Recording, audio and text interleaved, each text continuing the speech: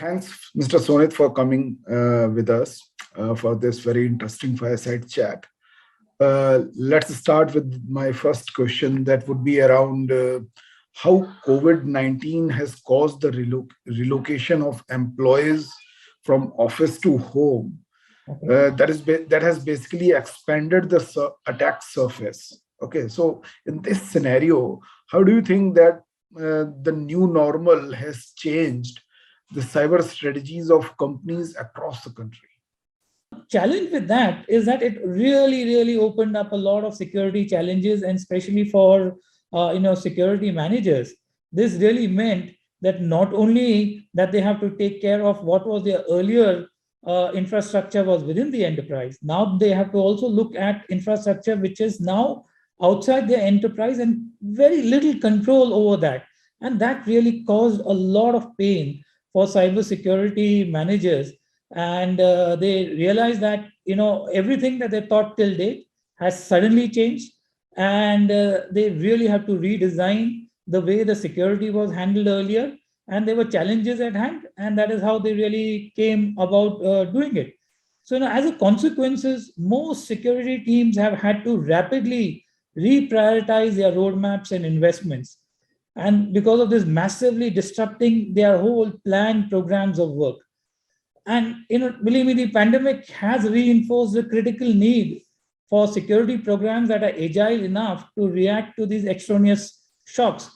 Perfect. So, as the threat landscape is already evolving, there is a recognized need to move beyond the traditional measures of security.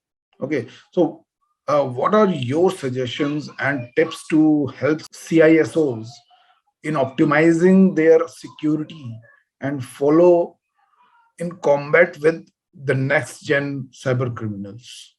So now, as we move towards the new normal, I would recommend that all risk managers look at these new vulnerabilities which have come in because of these, people working from home, users working from home. The kind of vulnerabilities are there because now no longer you can trust. Now business leaders, they have done their job. Their priority during the COVID was business continuity.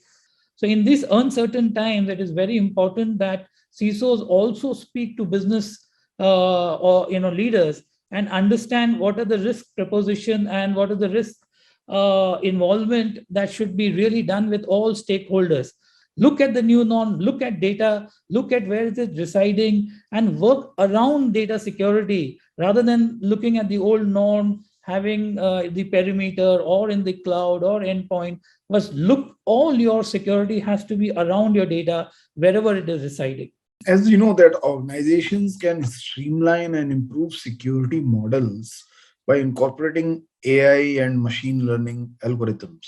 Okay, but what, according to you, are the challenges in implementation of such security models? Means, what is the traction that we are seeing on AI and ML algorithm implementation in security, and what are the challenges that companies are facing in implementing those algorithms? Now, the security leaders in enterprise really have to really look at how AI could be worked in the behavioral modeling. That is one thing that I would say, and specifically, the anomalous behavior to improve existing detection capabilities, and especially in user behavior. And that is one very important aspect that we believe that AI would be used in identifying, how does a user behave under normal times?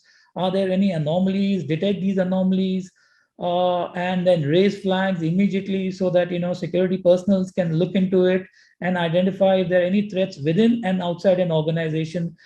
So AI can definitely will prove to be a boom to detect attacks. That goes without saying. And also, they have to ensure that the models and the data that they're using to train the models are not compromised by threat actors, which will make life easy for these threat actors to penetrate your security. How does GajShield as a company brings value to the overall security strategy of organizations, and how do you differentiate from the competition? when we suggest enterprises that don't just look at network security, don't look at perimeter security, don't look at endpoint security, or even look at cloud security. What is the most important aspect within the organization is your data. And that is the new oil. Everybody acknowledges the value that it has, that data has within an enterprise. And that is what enterprises have to protect at any cost. So at GajShield, we strongly believe that organizations should relook and move data to the center of all their security decision making, so that they can build a very robust data security environment. So with our Mhm. data security firewall that we launched just last year, we bring the data first approach, to security, which understands data, provides deeper data level visibility, and also allows to control the data threat surface, taking appropriate security measures to prevent data exploitation.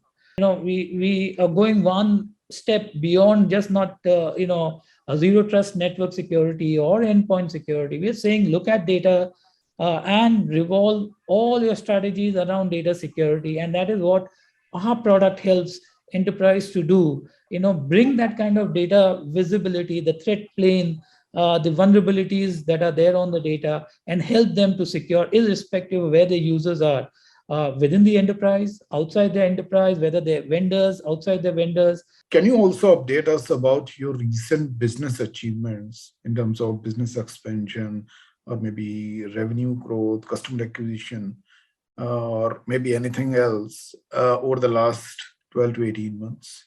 This year, we are close to about 200-250% growth from our previous year. So it's been phenomenal growth for us.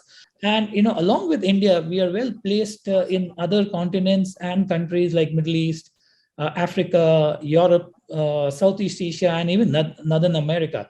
So that we have spread our wings across the world. Our focus in each of these countries is to understand the data-centric risk concerns of enterprises, their local laws, their compliance, and work with channels. And of course, in India, we had very strong key customer acquisition across sectors. It's just not one particular sector, but across sectors.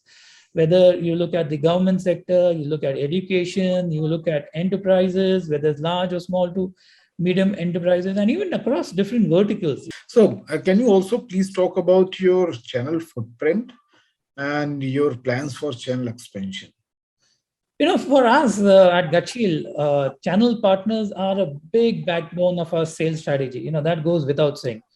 We always have believed that a success does depend on a channel partner's success, and that we can accomplish more by working together. So that is what we clearly believe. And our strategy, our channel partner strategy is based on very three clear key pillars. Ensuring that their business growth is aligned with us, also ensuring that enabling their sales and technical resources skill set to be industry ready, and supporting them in their innovation journey towards new technology. Also, to support our channel partner ecosystem, we have signed up with CINFONET as a value-added distributor to drive the SMB, mid-market, and the government business. So, any specific plans for channel expansion?